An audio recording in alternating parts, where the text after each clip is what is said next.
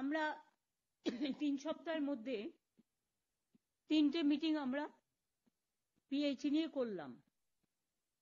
তার কারণ হচ্ছে এটা আমাদের কাছে খুব গুরুত্ব দিয়ে দেখার জন্যই আমরা এটা করছি। এটা আমরা কন্টিনিউ করব।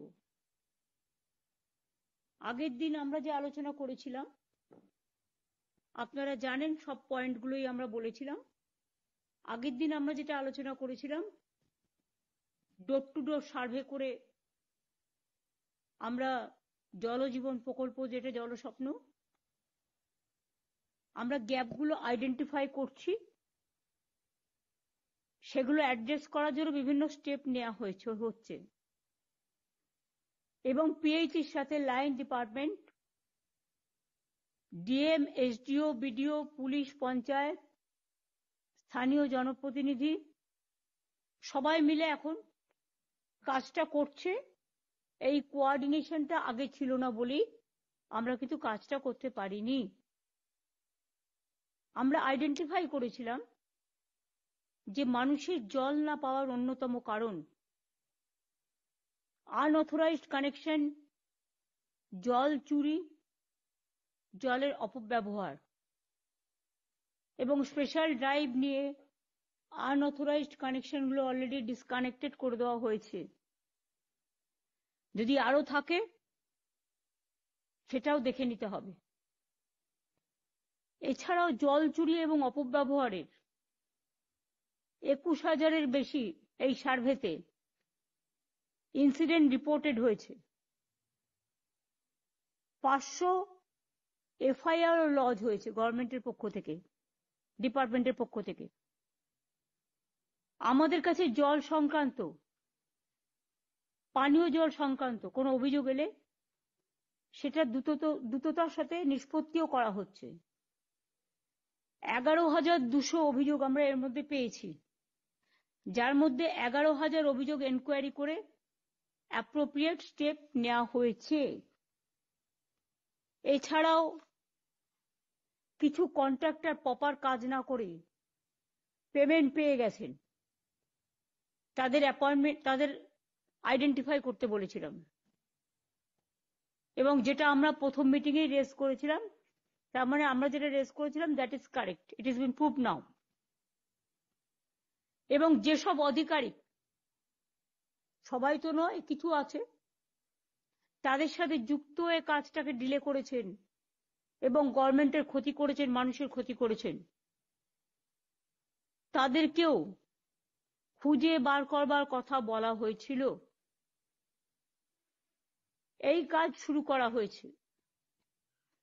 373টি সংস্থাকে কারণ দর্শানোর জন্য নির্দেশ দেওয়া হয়েছে, নোটিশ জারি করা হয়েছে। 373টি সংস্থার বিরুদ্ধে কারণ দর্শানোর জন্য নোটিশ জারি করা হয়েছে। গাফিলতি কাজে প্রমাণিত হবার জন্য 112টি চুক্তি বাতিল করা হয়েছে। শুধু তাই নয়, সঠিকভাবে কাজ না করার জন্য 23 জন আধিকারিককেও শো কজ করা হয়েছে। কেন্দ্রীয় সংস্থায় যারা অসহযোগিতা করছিল, যেমন rail, national highway authority, Indian অয়েলের মতো কেন্দ্রীয় সংস্থার জমি দিয়ে জল যাবে, সেটা আমি সিএস কে বলেছিলাম যে ওদের সাথে ব্যাপারটাকে টেক আপ করতে। সিএস সেটা 6 ডিসেম্বর মিটিং করেছেন। আশা করি আমরা সর্বরকম সহযোগিতা তাদের কাছ থেকে পাব।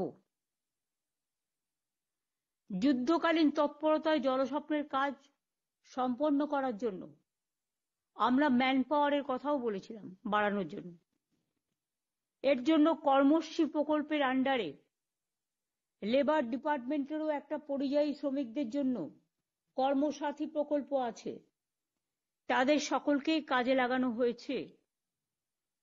কর্মশ্রী থেকেই প্রায় 8 লক্ষ, কর্মশ্রী মানে 100 দিনের কাজ যারা আগে করত, তাদের কাজ সেন্ট্রাল বন্ধ করে দেওয়ার পর আমরা রাজ্য সরকারের স্কিমে একটা প্রকল্প চালু করেছি, যার নাম হচ্ছে কর্মশ্রী, এবং কর্মশ্রী প্রকল্পের আওতায় লেবারদের এখানে কাজ দিতে বলা হয়েছিল।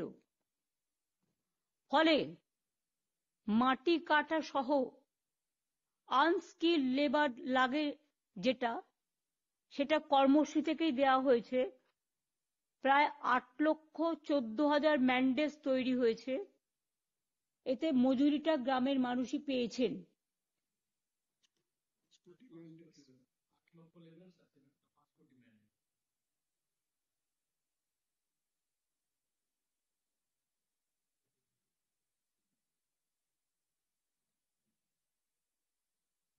ইনফরমেশনটা আমার কাছে ভুল এলো কি করে?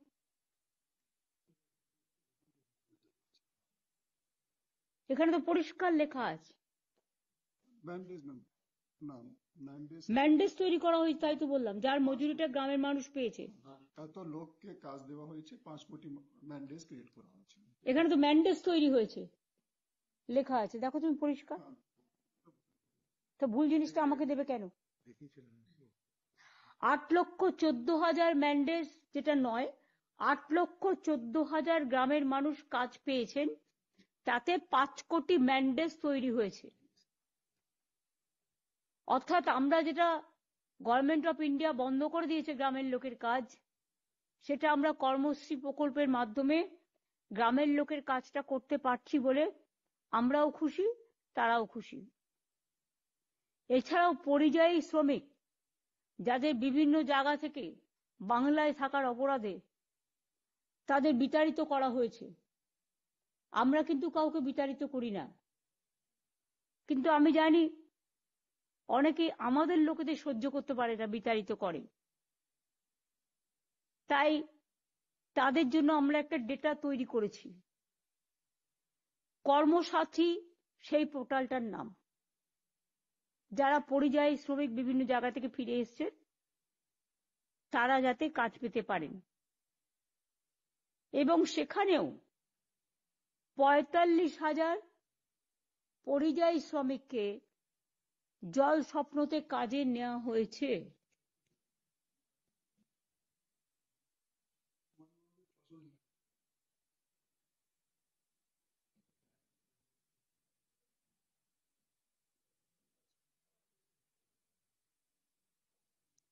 আমি যে ইনফরমেশনটা পেয়েছি আমি তার ভিত্তিতে বলছি। প্লিজ ডোন্ট ফরগেট, যখন ইনফরমেশন দেবে আমাকে, তোমরা হয়তো দিয়েছো 3 দিন আগেকার, আমাকে আপডেট করে আজকের ইনফরমেশন দেবে। আমি মিটিং এ কোনো ইনফরমেশন নিতে রাজি নই। This is one type of negligence.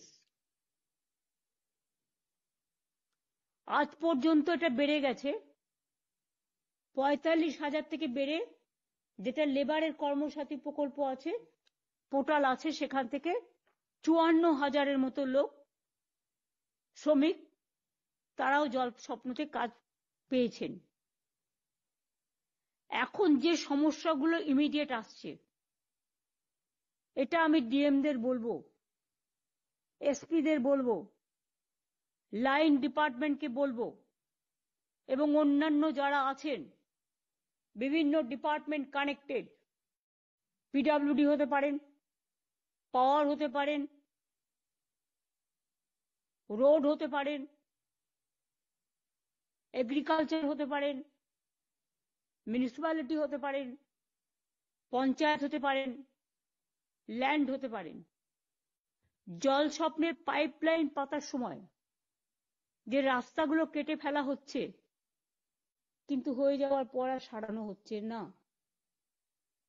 যে ডিপার্টমেন্ট লাইন কাটছে তারপরে সারাচ্ছে না, তার উপরে কিন্তু টাকাটা চাপবে, এবং যে আধিকারিক দায়িত্ব নিয়ে কাজ করবে সে যদি কাজটা ঠিক মতো না দিতে পারে তাহলে টাকাটা তার উপর চাপবে। এটা মাথায় রাখতে হবে, কনসার্ন মিনিস্ট্রি এবং সেই আধিকারিক, এবং ডিএম বিডিওরাও এটা থেকে আশা করি দেখবেন যাতে এটা না হয়।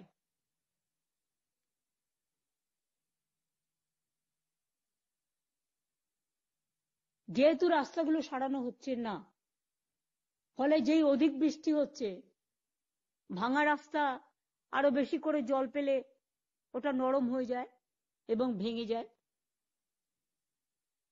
তারপর পুলিশকে আমি বারবার বলেছি, একমাত্র কাঁচা পণ্য ছাড়া, মাছ ছাড়া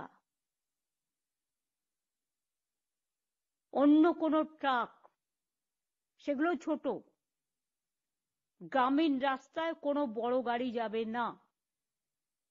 গ্রামীণ রাস্তাগুলো ভেঙে দিচ্ছে। সেটার ব্যাপারে দ্রুত পদক্ষেপ নেওয়ার জন্য বলবো। লোকালি যদি কেউ টাকা খেয়েও করে, আমি কিন্তু বাতিল করে দেবো এবং তার থেকে টাকাটা যাবে।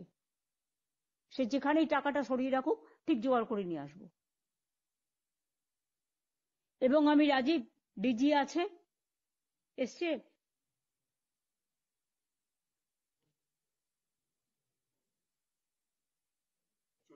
তুমি এটা ডিজিকে বলে দাও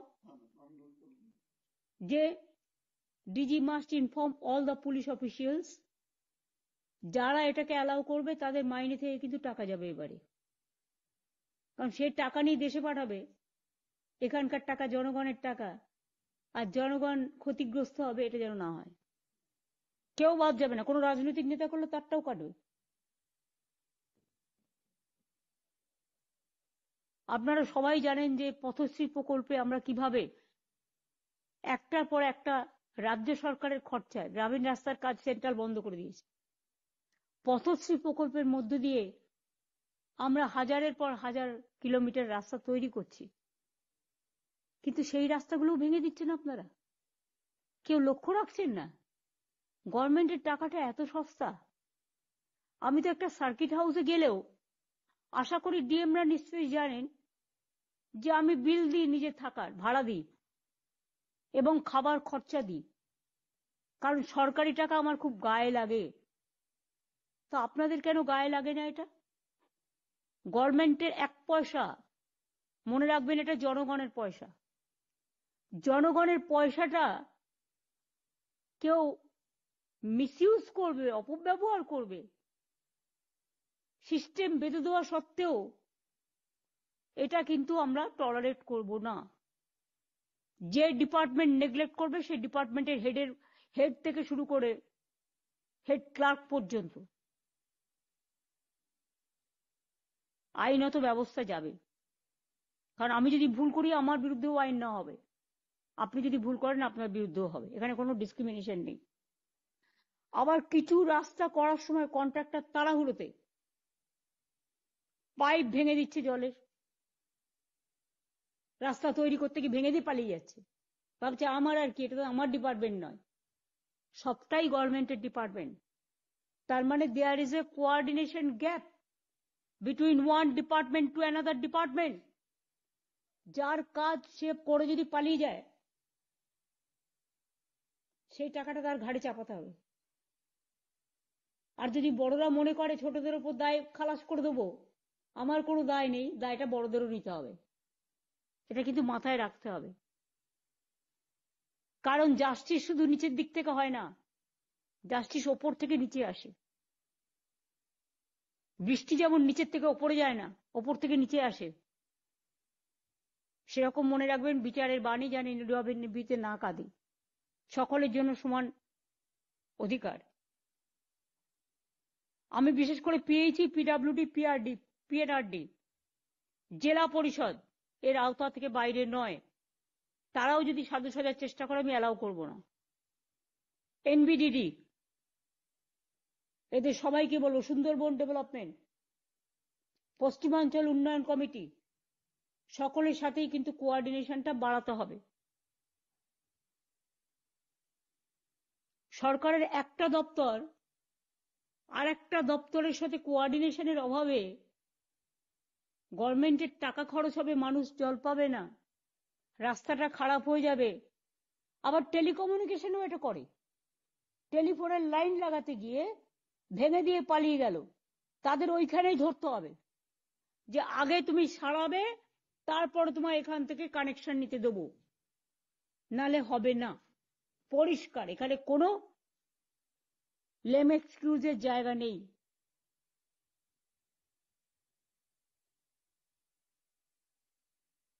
কন্ট্রাক্টরে যে পাইপ লাইনটা ভেঙে দিচ্ছে, তারপরে মেরামত করছে না, জল সরবরাহ বন্ধ হয়ে যাচ্ছে। ধরুন পিএইচই, পিডব্লিউডি, পিএনআরডি, জেলা পরিষদ, এনবিডিডি, তাছাড়া অন্যান্য ডিপার্টমেন্টও যারা রিলেটেড, তাদের সবাইকে আমি বলবো যে এটা একটা বেসিক নিড। জলটা, জলের আর একটা নাম জীবন। সবার আন্তরিক সহযোগিতা ছাড়া এই কাজটি করা সম্ভব নয়।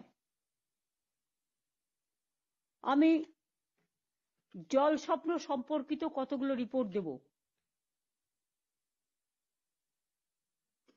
যেগুলো একে অপরের সঙ্গী হিসেবে কোরিলেটেড হয়ে গেছে। মূল সমস্যা চারটে। ওয়াটার সাপ্লাই এর ফলে অনিয়মিত হচ্ছে, শুধু এটার ফলে নয়, ভুল ভ্রান্তির ফলেও। জলের প্রেসার কম হচ্ছে কাজটা ঠিক মতো না করার ফলে। পাইপ লিকেজ হচ্ছে, জলটা বেরিয়ে যাচ্ছে। জল সরবরাহের জন্য যে ওয়াটার সোর্সটা ধরা হচ্ছে উইদাউট এনি ফিল্ড সার্ভে, ফলে সেখানে জল পাওয়া যাচ্ছে না। ডিপিআর করে দিয়েছে, কন্ট্রাক্ট দিয়ে দিয়েছে। কারা এসব করেছে? এদের বিরুদ্ধে অ্যাকশন হওয়া উচিত আমি মনে করি। This must be action oriented. আমার কাছে আরো কতগুলো সমস্যা এসছে, যেটা এখানে সবাই আছেন, ডিএমরাও আছেন, তাদেরও বলবে বা থেকে একটু নজরদারি করতে। এসপিরাও আছেন। এমন ভাবে টেন্ডার করা হয়েছে যে একই গ্রামে এক একজন কন্ট্রাক্টর একাধিক সিমে, একাধিক সাইটে বিভিন্ন স্কিমে কাজ করছে। মানে এ টু জেড সে সবটাই করবে। আরে এ টু জেড একটা ট্যাবলেট হতে পারে, কিন্তু এ টু জেড সব কাজ করবে সেটা তো হতে পারে না। তাহলে একটা শরীরের পায়েরও দরকার ছিল না, হাতেরও দরকার ছিল না, মুখেরও দরকার ছিল না, কিডনিরও দরকার ছিল না, হার্টের দরকারও ছিল না, লিভারের দরকারও ছিল না। এক একজন কন্ট্রাক্টর একটাই সাইটে বিভিন্ন কাজ নিয়ে বসে আছে।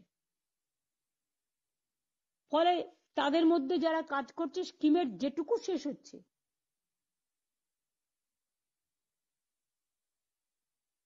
আর যারা কাজ করছে না তাদের পার্ট ইনকমপ্লিট থেকে যাচ্ছে। অর্থাৎ সে একটা স্কিম শেষ করতে পারলো না, আর একটা স্কিমে ঢুকে গেল, আর একটা স্কিমে ঢুকে গেল, আর একটা স্কিমে ঢুকে গেল, হজবরল করে দিল, জগা খিচুড়ি বানিয়ে দিল। এই কন্ট্রাক্টর গুলোকে আপনারা ব্ল্যাকলিস্টেড করছেন না কেন? দেখুন তো একটা কন্ট্রাক্টর একই সাইটে কটা কাজ করছে। Rajib, just set up a system and mechanism so that we can pick up these people.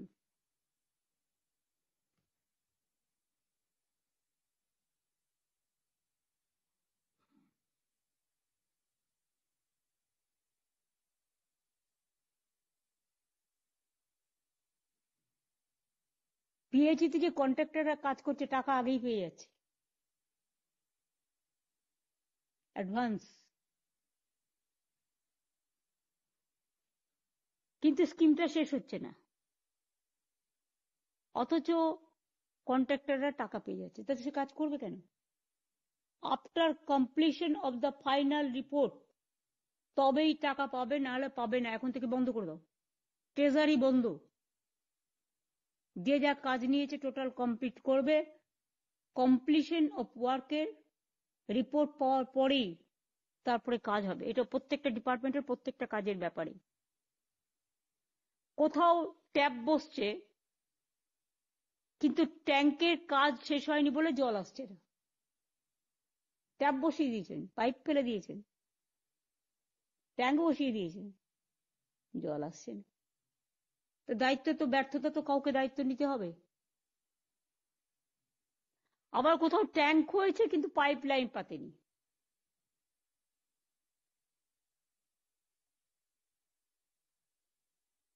এমনও বাড়ি আছে যেখানে 2 বছর আগে জলের লাইন পৌঁছেছে, ট্যাপও লাগানো হয়েছে, কিন্তু ট্যাপ দিয়ে একটা ফোঁটা জলও পড়েনি।